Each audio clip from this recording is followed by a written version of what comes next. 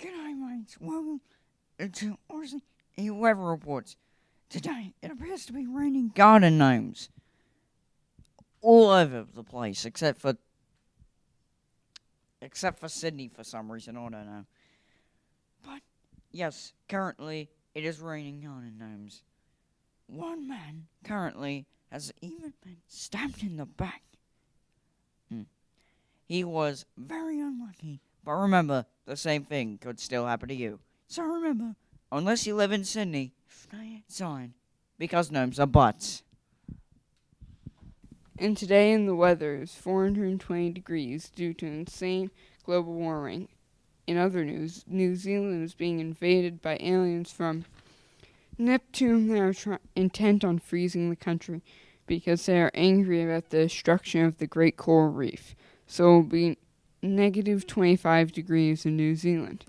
Also, we have built a giant laser to blow up a giant balloon.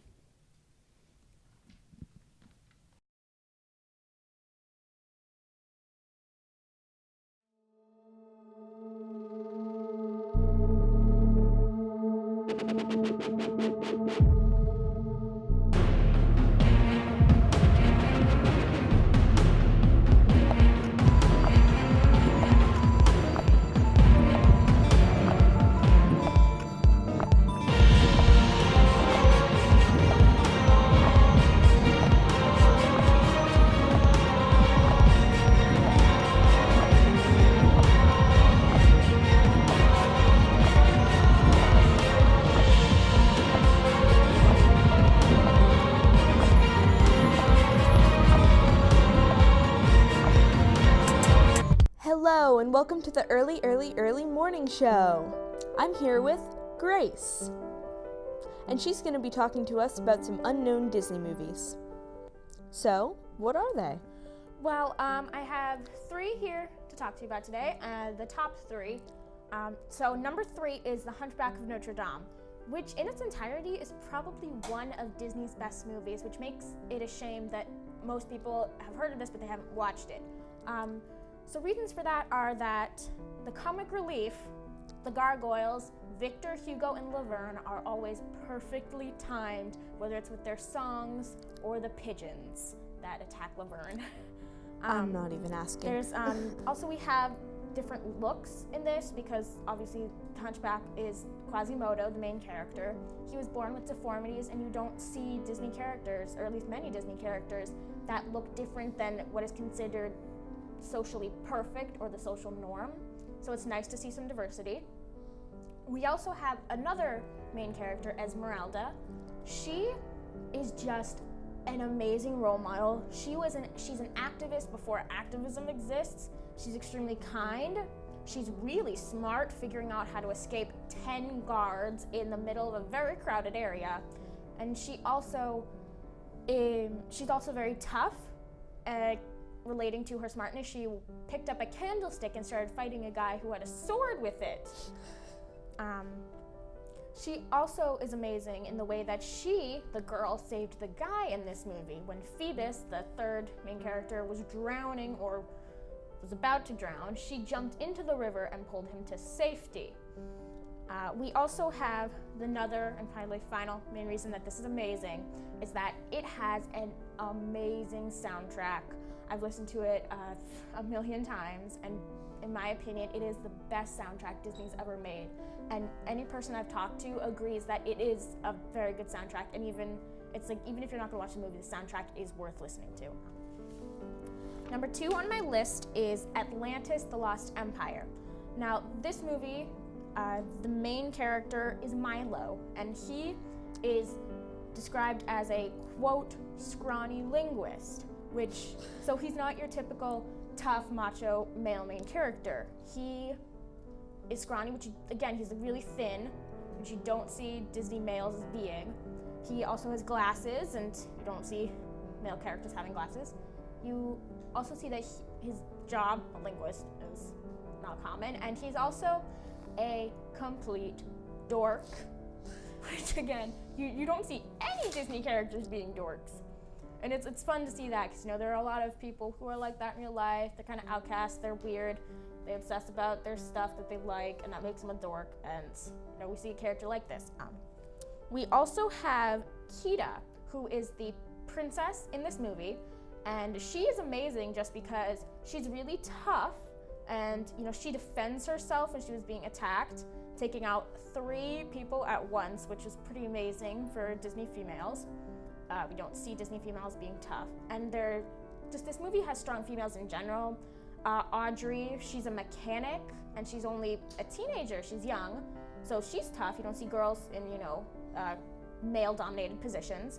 There's also Helga, who, even though she is a villain, is very tough, considering she kicks Commander Rourke, the villain, in the head 3 times before meeting her sad and ultimate fate.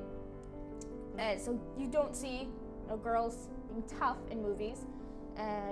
There's also, considering Kita has darker skin and Milo's white, they have an interracial couple because Kita and Milo are a couple, which there are only 3 interracial Disney couples in total.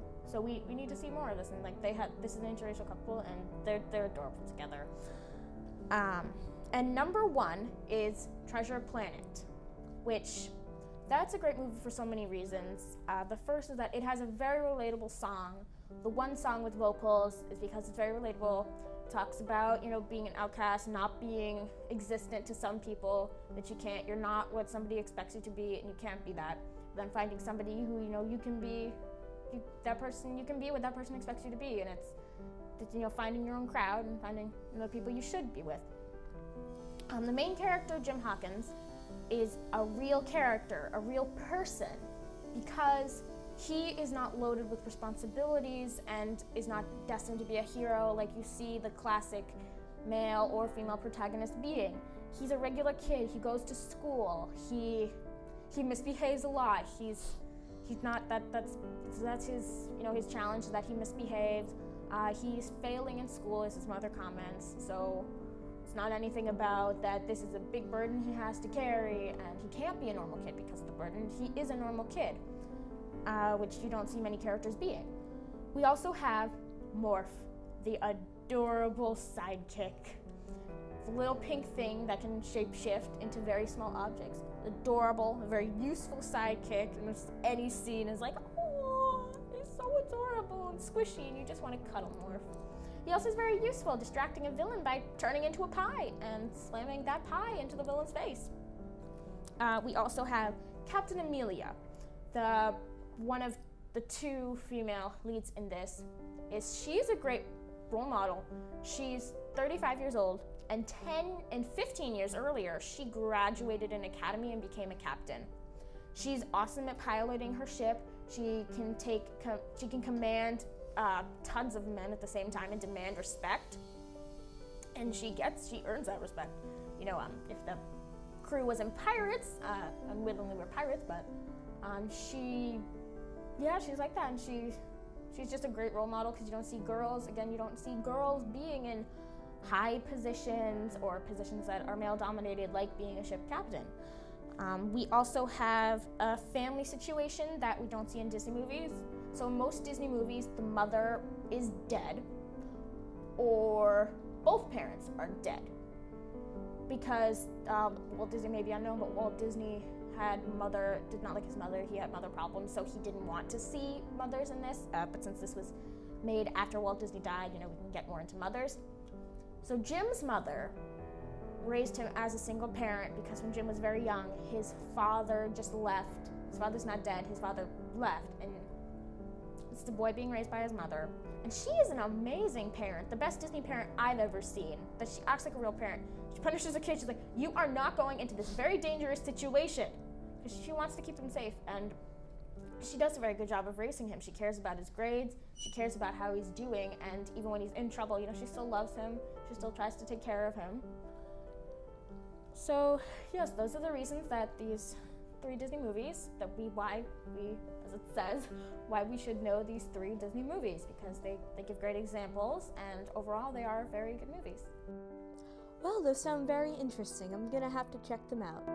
Well, that's all the time we have for today. See you next time. Hello, I'm Sarah, and today I'll be joined by Jared. Jared will be explaining to us how to make a YouTube video. That's right. Now, the one big step of making a YouTube video that seems kind of obvious is actually have an idea for your video.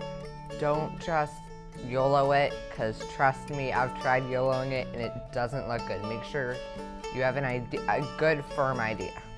So, when you're like brainstorming, what do you do to brainstorm? I watch a lot of YouTube and see how they came up with their ideas and see what I can do with my ideas. And I just watch videos in general because something that might not even seem like a good idea could be. I also take a lot of real life experiences into it, and it's more about what I want to create instead of what I think people want to see. Now, step 2 is you want to plan out your video. So once you have your idea, you need to storyboard your video. You need to plan out what angles you want, what you want done, maybe a script even. You just want to kind of plan it out and make it look good. How long does it normally take you to plan your video? Depending on the video, if I know what I want, it could take 5 minutes. But if I don't know what I want, it could take up to an hour. And a lot of people think planning out is the worst part, but I think by yourself it's kind of boring, but especially if you're working in a group of people like we have done this week, it's actually a ton of fun because there's just so many different ideas in how an angle could go or how a scene could go, which is really fun for me to do and talk with all these different video creators. Now the next step is to film. This one's pretty basic. You film your video in the costume or angles that you wanted. It's really all up to you. Now, do you use a face cam? When I'm playing video games, most of the time not. I can if I want to. One of the big pains about a face cam is you have to set up the time exact, because you can either have, you have to have the screen recorder, then you also have the video and audio recorder, and you have to make sure they match up perfectly. It's like I do it sometimes, but it's a lot harder than people make it out to be. The next thing is editing your video. Now, editing has to be one of the most important things about filmmaking. Normally, I always thought it was the filming and stuff, but if you edit it bad, the video looks bad. It's all about the editing. Now, one good tip about editing is, so after you finish editing your video, if you're not able to watch through the whole video, then it's a bad video, because it should act like you're a new person, you've never seen this video. If it doesn't intrigue your interests, then there's really no point of uploading it, because people aren't going to watch it unless it's entertaining. When you edit, how long do you want your videos to be around? YouTube video should be around 15 minutes. The next step is kind of a basic step. It's exporting your video and then uploading it to YouTube.